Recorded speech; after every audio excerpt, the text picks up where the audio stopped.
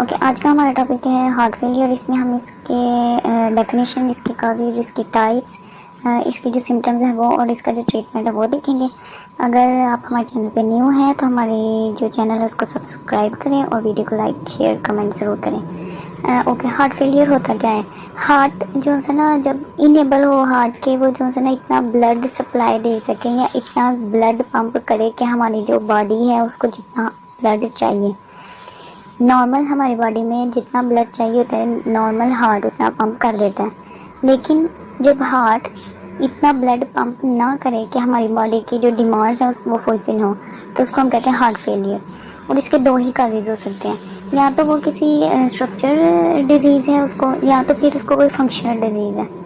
ठीक है, हार्ट की ही डिजीज़ होगी, कोई स्ट्रक्चर में उसका मसला आ रहा होगा या फिर उसके किसी फंक्शन में मसला आ रहा है। मोस्ट इम्पोर्टेंट इसकी टाइप्स हैं, इसकी जो है ना 5 मेन टाइप्स हैं।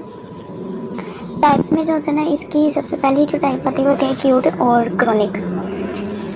जो एक्यूट होती है वो ये टाइप है, ये सडन होती है। एक्यूट का मतलब होता है थोड़ी देर के लिए हो, और सडन हो मतलब कि अचानक से ये हो गई है। पेशेंट को कोई भी सिम्टम नहीं था पहले, कोई भी उसको डिजीज़ का पता ही नहीं था कि मुझे कोई हार्ट का मसला है कि नहीं, अचानक से उसे जो है ना उसका हार्ट फेलियर हो गया, उसको हम कहते हैं एक्यूट।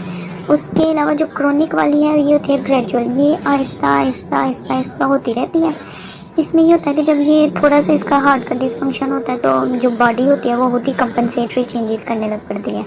जब बॉडी कंपनसेटरी चेंजेस करती है तो पेशेंट जो है ना उसी कंडीशन में हार्ट की इसी डिज़ीज़ के साथ जो है ना वो इतनी उसको मुश्किल नहीं होती, विदाउट डिफ़िकल्टी जो है ना वो रहने लग पड़ता है, और ये आहिस्ता आहिस्ता आहिस्ता आहिस्ता डेवलप होती है।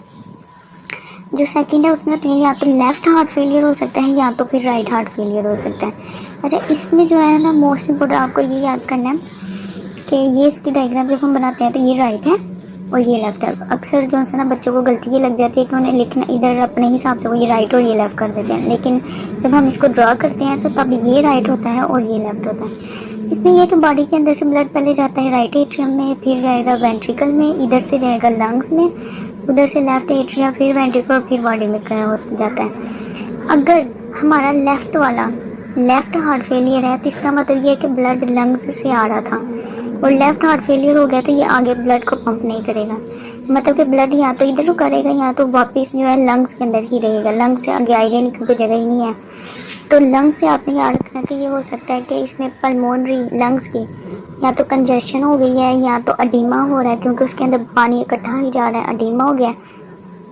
और उसको कंपनसेट करने के लिए, क्योंकि उसके अंदर बहुत ज़्यादा पानी इकट्ठा हो जा रहा है, तो जो लंग है वो अपना साइज इंक्रीज कर देगा, ये उसके कंपनसेटरी चेंजेस हैं।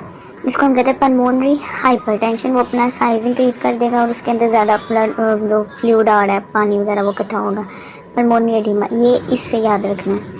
अब सेकंड में हम देखेंगे कि राइट हार्ट फेलियर। अगर राइट हार्ट फेलियर, इसका मतलब ये कि बॉडी से जो सा ब्लड आ रहा था, अगर वो ब्लड हमारे नेक से आ रहा है तो नेक पे पुलिंग होगी ब्लड की, तो वो जो जेवीपी है वो रेज हो जाएगा। जगुलर वेन जो होती है उसका जगुलर वेनस प्रेशर जो है वो इंक्रीज हो जाएगा, वो हमें वेन प्रोमिनेंट नज़र आने लग पड़ती है, उसको हम कहते हैं जेवीपी रेज। पीछे ही था, अब पीछे बॉडी से और किधर से आ सकता है, हो सकता है वो लीवर से आ रहा हो, लीवर से आ रहा है तो मतलब कि हेपेटिक कंजेशन हो जाएगी पीछे से, और अगर टांगों वगैरह में कहीं पे भी है तो एडीमाज हो जाएंगे, पेरिफेरल एडीमा हो जाएगा, पिटिंग एडीमा हो गई है। जब हम उसको हाथ लगाएंगे तो उधर एक पिट टाइप बन जाएगी, घड़ा टाइप बन जाएगा, तो कुछ देर के बाद वो वापस आ जाएगी स्किन, इसको हम कहते हैं पिटिंग एडीमा। फिर उसके बाद पानी ही इकट्ठा होना है, पानी और किधर हुआ है, टांगों में हुआ है तो पेरिफेरल एडिमा हो गया है, पीछे लीवर में हुआ है तो हेपेटिक कंजेशन हो गया है, नेक में हुआ है तो जेवीपी हो गया है। उसके बाद अगर वो पेट में एब्डोमेन में इकट्ठा हो जाएगा तो एसाइड्स हो जाएंगी, लंग्स में होगा तो फिर पल्मोनरी एडिमा भी हो जाएगा। ठीक है, इससे आपने ये याद रखना, राइट वाले के ये हैं कि उससे पीछे बॉडी में जितने भी हैं, और लेफ्ट वाले से आपने लंग से याद रखने हैं।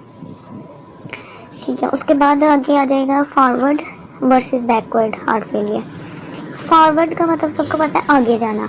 ठीक है, जो हार्ट है वो इतना ब्लड ही पंप नहीं कर रहा जो आगे जाके जो ऑर्गन्स हैं उनको सप्लाई कर सके।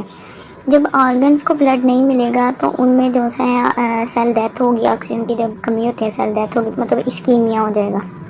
ठीक है, इसमें इतना नॉर्मल याद रखना है। और बैकवर्ड में क्या है कि ब्लड आगे नहीं जा रहा, पीछे जा रहा है, मतलब कि वो जो ब्लड है वो जो इधर से आके ऑर्गन्स तक पहुंच ही नहीं रहा, इधर है कि ऑर्गन्स के अंदर ही इकट्ठा होता जा रहा है, पूलिंग हो रही है ब्लड की ऑर्गन्स के अंदर। और वो किसी के अंदर भी हो सकती है, लंग के अंदर भी हो सकती है, लिवर में भी हो सकती है, स्प्लीन में भी हो सकती है, कहीं पे भी हो सकती है।